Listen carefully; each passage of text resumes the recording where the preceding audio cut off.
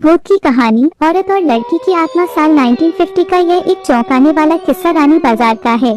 यहाँ राम प्रकाश रहता था, जिसकी बेटी को 5 साल की उम्र में कैंसर हो गया। कई डॉक्टरों को दिखाने और इलाज कराने पर भी उसमें किसी तरह का सुधार नजर नहीं आया। होते होते एक रात कैंसर ने उसकी जान ले ली। उस बच्ची की जान रात को करीब 1 बजे गई थी। उसी रात को पास के ही एक गांव की महिला मोहिनी को एक ट्रक ने टक्कर मार दी थी।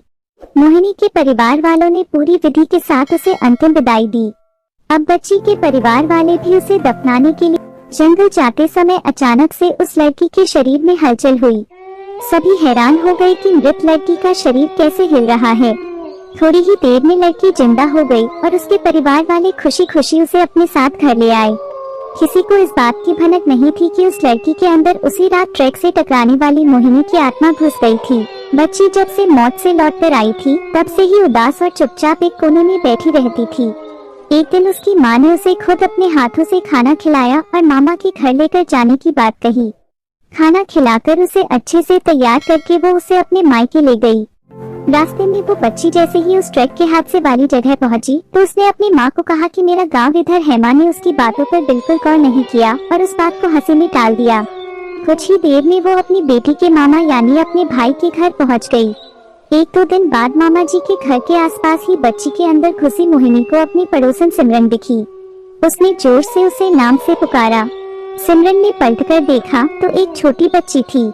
उसे बड़ी हैरानी हुई कि इस लड़की को मेरा नाम कैसे पता है।